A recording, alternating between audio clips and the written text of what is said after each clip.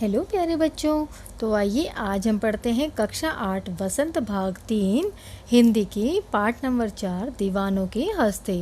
और बच्चों ये पाठ जो है ये एक कविता है जो भगवती चरण वर्मा जी द्वारा रचित है। तो आइए शुरू करें। अब इसका पहला हम पैराग्राफ पढ़ते हैं। हम दीवानों की क्या हस्ती हैं, आज यहाँ कल वहाँ चले, मस्ती का आलम साथ चला, हम धूल उड़ाते जहाँ चले। आए बनकर उल्लास अभी, आंसू बनकर बह चले अभी, सब कहते ही रह गए, अरे तुम कैसे आए कहाँ चले। तो बच्चों कवि जो है इस कविता में यह कहते हैं कि उनका स्वभाव मस्त मौला है, एकदम मस्ती वाला है। वह एक स्थान पर टिके नहीं रहते, वे जहाँ भी जाते हैं चारों तरफ खुशियाँ फैला देते हैं। कवि जहाँ धूल उड़ाते हुए जाते हैं वहीं चारों तरफ प्रसन्नता का माहौल हो जाता है।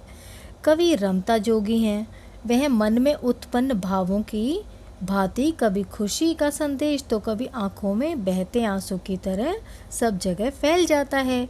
कवि कहते हैं कि वे इतनी जल्दी आते जाते रहते हैं कि लोगों को पता ही नहीं चलता कि वे कब आए और कब चले गए। ठीक है बच्चों, ये पैराग्राफ का आपको व्याख्या समझ में आई। अभी हम अगले पैरा की तरफ चलते हैं। किस ओर चले यह मत पूछो, चलना है बस इसीलिए चले, जग से उसका कुछ लिए चले, जग को अपना कुछ दिए चले। दो बात कही दो बात सुनी, कुछ हंसे और फिर कुछ रोए, छक कर सुख दुख के घूंटों को हम एक भाव से पिए चले। अब कवि यहाँ पर ये जानना चाहते हैं, संसार जब कवि से जानना चाहता है कि अब वो किस ओर जा रहे हैं, जैसे कोई पूछता है कि अब किस ओर जा रहे हैं, तो वे कहते हैं कि ये मत पूछो कि मैं कहाँ जा रहा हूँ, क्योंकि मेरी कोई निश्चित मंजिल नहीं है। मैं चलता हूँ क्योंकि यह मेरा स्वभाव है। क्योंकि कवि तो मस्तमूला है, वो जहाँ भी जाते हैं चलते रहते हैं। उनका स्वभाव क्या है? चलते रहना और चारों तरफ खुशियाँ फैलाना। तो अगर कोई पूछता है कहाँ जा रहे हो, कहाँ से आ रहे हो, तो उनको कोई कवि कहते हैं कि वो संसार से कुछ ज्ञान लेकर और अपना कुछ अपने पास से देकर जा रहे हैं। कवि का स्वभाव चलने का है, परंतु वह जहाँ रुकते हैं वहाँ लोगों से प्रेम भरी बातें करते हैं तथा उनकी बातें सुनते हैं और उनसे अपना तथा उनका सुख दुख बांटते हैं तथा सुख दुख रूपी अमृत का घूंट पीकर वह फिर नए सफ़र पर चल देते हैं। ठीक है बच्चों, यहाँ तक क्लियर है। अभी हम नेक्स्ट जो दो पैराग्राफ और हैं उनकी तरफ चलते हैं। हम भिखमंगों की दुनिया में स्वच्छंद लुटाकर प्यार चले, हम एक निशानी सी उर पर ले असफलता का भार चले। अब अपना और पराया क्या, आबाद रहे रुकने वाले, हम स्वयं बंधे थे और स्वयं हम अपने बंधन तोड़ चले। तो बच्चों इस पैराग्राफ में ऊपर वाले में निशानी सी उर पर, उर का मतलब होता है दिल।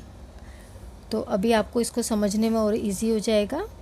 कवि के अनुसार ये संसार भिखारी है, इसके पास प्रेम नामक धन नहीं है, किंतु कवि पूरी आज़ादी से सब जगह प्रेम लुटाते चलते हैं, क्योंकि कवि सारे संसार को अपना मानते हैं, इसलिए वे बंधन मुक्त हैं। इतना प्रेम होते हुए भी एक सफल सांसारिक व्यक्ति न बन पाने की दर्यादा निशानी उनके हृदय में है, यानी कि यह भार उनकी असफलता है, जो उनके दिल पर बहुत भार है। कवि के अनुसार संसार में कोई अपना और कोई पराया नहीं है। वे कहते हैं वे स्वयं इन बंधनों में बंधे थे और स्वयं इन बंधनों को तोड़कर आगे चलते जा रहे हैं तथा इससे वे प्रसन्न हैं और सदा चलते रहना चाहते हैं। यानी कि कवि जो है वो इस संसार में रुकने के लिए नहीं आए, वो सिर्फ चलने के लिए आए हैं। वो एक मस्त मौला हैं और जहाँ भी जाते हैं खुशियाँ बिखेरते हैं। तो बच्चों इस कविता का जो एक संदेश है वो भी यही है कि कवि जो है मस्त मौला हैं, वो संसार में खुशियाँ फैलाते हैं जहाँ भी जाते हैं।